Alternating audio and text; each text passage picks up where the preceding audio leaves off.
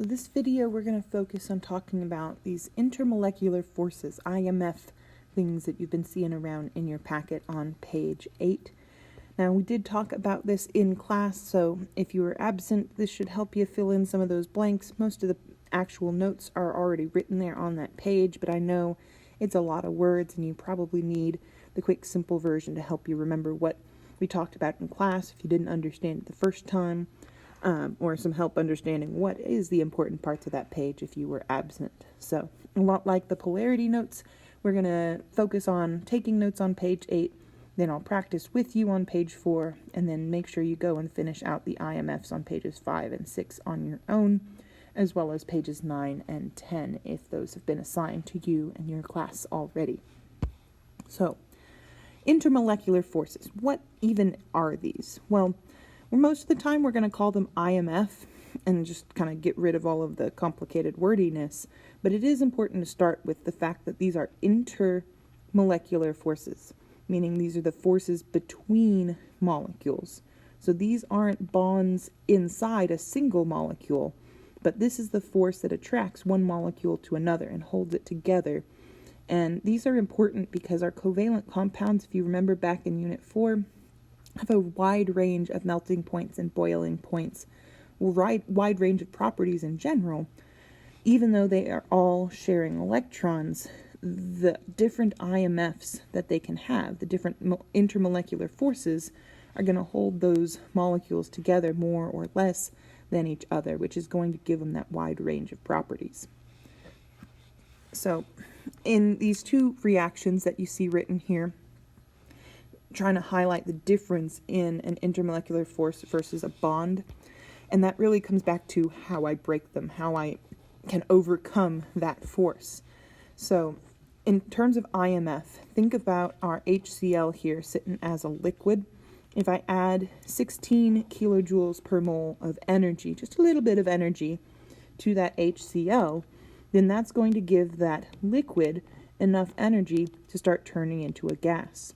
Remember that the difference between our liquids and our gases is that gases can spread out more, take the shape of any container, they're moving faster, and are farther apart, and all of those things require more energy. So this 16 kilojoules per mole is just the amount of energy I need to get my molecules moving a little bit faster, get them a little bit more separate. But notice I have HCl here after my arrow, after my reaction, just like I started with. So this is the exact same chemical, so we're not chemically changing anything when we overcome those IMFs. We're just physically changing it, physically separating those molecules. On the other hand, if I add a whole lot more energy to that same HCl stuff, I can actually split the H and Cl apart. That is actually breaking the covalent bond that had existed between them prior to that. This bond is no longer, and now I have my separate H and Cl. It needs more energy, and we have chemically changed our substance. I don't have hydrochloric acid anymore. I have hydrogen and chlorine. So that first reaction is what we're talking about here, is just these little bits of energies, these tiny forces holding our molecules a little closer together than others. And there are 3 types. The first one is London dispersion forces, and these forces are a little bit weird, so I'm going to show you a video to kind of help you visualize what's happening here. Alright, so here we have an atom with the electrons just moving randomly. I know this seems like they're in nice perfect circles, but they're not always nice perfect circles. And what you just saw happen here, and I'm going to back it up so you can see it happen again, is that as these are moving kind of sort of randomly around, sometimes they just happen to end up on the same side of the molecule, and when that happens, we have more electrons on one side than the other, we get this slight negative charge on our molecule. And as you saw, as the electrons keep moving, that partial charge goes away. But just due to the random movement of electrons, sometimes these nonpolar molecules can actually become polarized.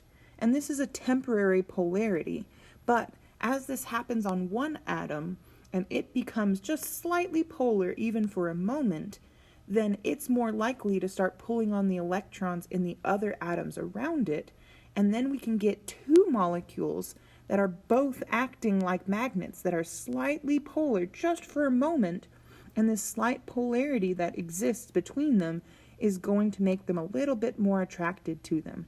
You can see that our electrons are making our negative side of our molecule here, and that means that the positive side is over here, just the slight positive. We use these delta signs, or sigma signs, for these. And as this positive side starts to attract some of these electrons, it's making this side of this atom, this molecule, negative, which means this one's going to become positive. And who knows if there's another atom over there that might also start forming these partial charges just because of the random movement of electrons around one of them. So here it actually shows that attractive force pulling those together just slightly when that London dispersion force occurs. So that's what we're talking about back here when we talk about instantaneous and induced dipoles, is that as one molecule starts to form this instantaneous temporary polarity, it can induce another atom, or same thing can happen on a bigger group of atoms, a molecule, that the more electrons can move around and form these partial charges, which are going to induce a dipole on the other molecule around it and just temporarily pull them together. And that temporary idea is actually really important because these only last for a moment, for an instant.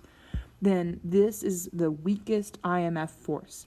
It's only a partial charge holding them together, and it's only temporary, so it's almost never actually happening. But with enough atoms in a sample, then a few of them are doing this at any point in time, and it can actually add up to a substantial force holding together our molecules, but compared to the other forces we're going to talk about, this one is pretty weak. Now, keep in mind, this is just the random polarization that happens when an atom or molecule has electrons, which means all atoms and molecules can have these London dispersion forces happening in them. But because it's the weakest force, we don't normally care about it. We'll talk about how we find our forces and which ones we list out later, but the short answer is we only care about the strongest one that a molecule has. So with this one being the weakest, we're not often going to be having to list it out. If we have anything stronger than this, then it doesn't really matter. Now, we can increase the strength of these London dispersion forces by having more electrons. The more electrons we have, the more could randomly just end up on the same side of the molecule, and that's going to create a stronger London dispersion force. So if I was comparing CH4 to CCl4, very similar molecules, they're both nonpolar.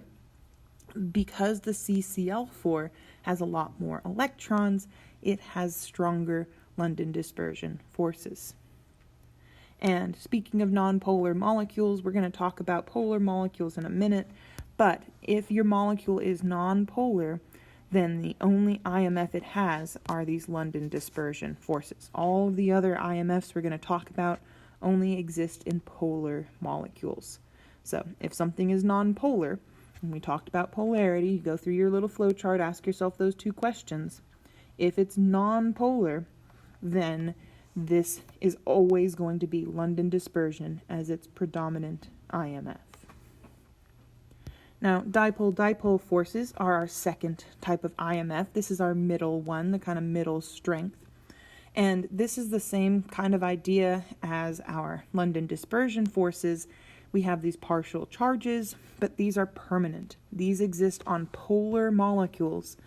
So if our molecule is polar, it has that permanent polarity, and those opposite charges are going to attract each other, holding our molecules together. Another little short video here of our polar molecules with that permanent dipole interacting with each other. And as it comes close to another polar molecule, if the charges are not attracting each other, if I have positive and positive or negative and negative next to each other, then there's no attraction. but especially if we can get both of those lined up that way, where our opposite charges are close together, then they're going to be held together more strongly and will break apart at higher temperatures. So you can see as I increase temperature, increase energy, my molecules can still separate. We can overcome that polarity's attraction. But when we compare it to a non-polar molecules where they're not attracted to each other, those substances are going to be boiling a lot faster than the molecules that are polar because they're not held together quite as strongly. So we'll talk about this more at the bottom of the page and what these IMFs do. But just even at this point, knowing polar versus non-polar, our polar molecules with that dipole-dipole intermolecular force are going to have higher boiling points because they're held together more strongly and more permanently. If any of those non-polar molecules have any of those London dispersion forces acting, they're pretty weak and they're not constant, they're not permanent. So finally, our final third type of intermolecular force, and this is hydrogen bonding. Now, these do occur on polar molecules, just like our dipole-dipole intermolecular force exists on polar molecules. But these are super polar molecules because we have some really large electronegativity differences between three specific elements, F, O, and N, if they are directly connected to a hydrogen. So this is why it's called hydrogen bonding, because we're looking for the hydrogen to be bonded to F, O, or N. You can't hydrogen bond without our phone elements, which is just kind of a silly way of remembering it, but very true. Can't hydrogen bond without F, O, or N directly connected to H. The electronegativity differences between those atoms and hydrogen is so large that this is almost ionic bonds here. But we're still sharing electrons, but it's so close to it that this just is its own intermolecular force above and beyond just normal dipole-dipole. So the diagram that you have, I know it's a lot smaller than mine.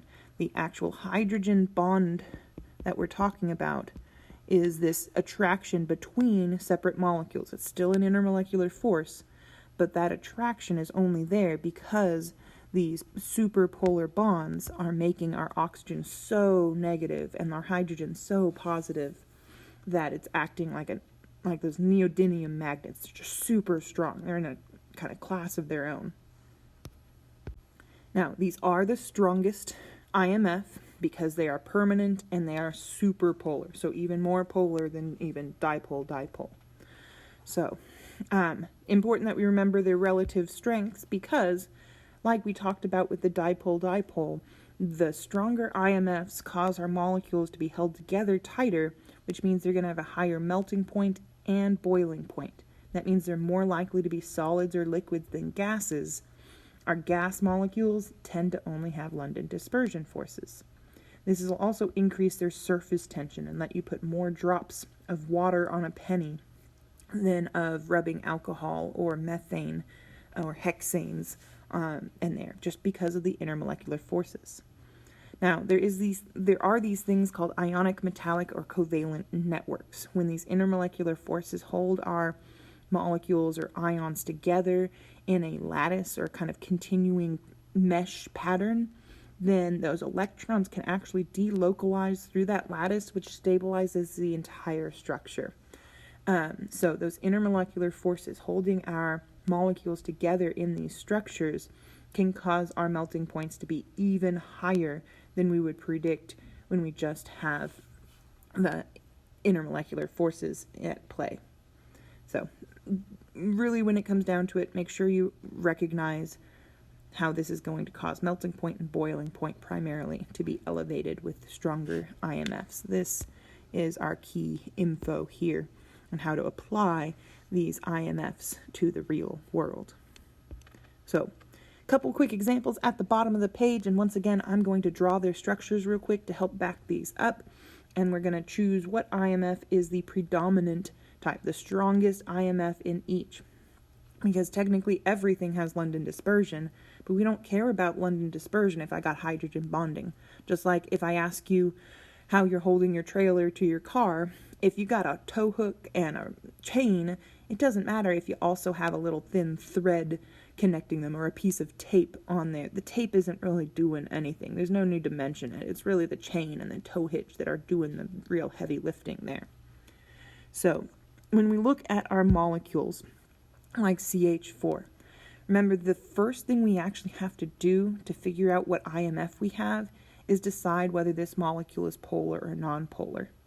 So because I have no lone pairs on my central atom and no outer atoms are different, then this molecule is going to be nonpolar. And anytime you have a nonpolar molecule, then this is going to be London dispersion. Every time. Because remember, dipole-dipole are polar molecules, and hydrogen bonding are superpolar molecules. So if we are non-polar, then only IMF that we've got there is London dispersion. H2S looks like this, a lot like H2O, and we do have lone pairs on our central atom, which means this is polar. So I know at the very least we're going to have dipole-dipole forces there holding our molecules together. And I just need to double check and make sure that even though it's polar, is this superpolar? Does this have hydrogen bonding in it? And even though I have hydrogen there, they're not connected to our phone elements, not connected to F, O, or N. So this is just normal polar, dipole-dipole as our only IMF in this molecule. Then H2O looks a lot like H2S, except we have O there in the middle. It is thus polar. And when we check, we do have H directly connected to O. It's one of our phone elements, so this does have hydrogen bonding happening in it. So those are our three different types of IMF. And you can always tell whether you got London dispersion if you're non-polar. It's only if we have a polar molecule that we have to decide between these other two. But just keep a lookout for that phone directly connected to the H. And then applying this knowledge, which of these substances would we expect to have the highest boiling point? Well, water, because it has the strongest IMF. It has that hydrogen bonding, and so it's going to take more energy to overcome those hydrogen bonds than our dipole-dipole or London dispersion. So let's go try this out on some of those molecules that we had drawn and found the polarity of already. If you haven't watched the polarity podcast and found your polarity, do that now. I said podcast. You should have circled polar or nonpolar for all of these. That's the first step, and that's half of the work to finding the IMF. So make sure you've circled all of those on your paper and practiced that. And if you don't understand polarity, go watch that video first, because otherwise the rest of these are not going to make as much sense. So, CO2 was nonpolar, which instantly means my IMF is London dispersion. No questions about it. H2O is polar, so now I have to ask myself, that's either dipole-dipole or hydrogen bonding, and I do have hydrogens directly connected to O, so that's hydrogen bonding. CH4, nonpolar, has to be London dispersion, only option. CCl4, also London dispersion because it's nonpolar.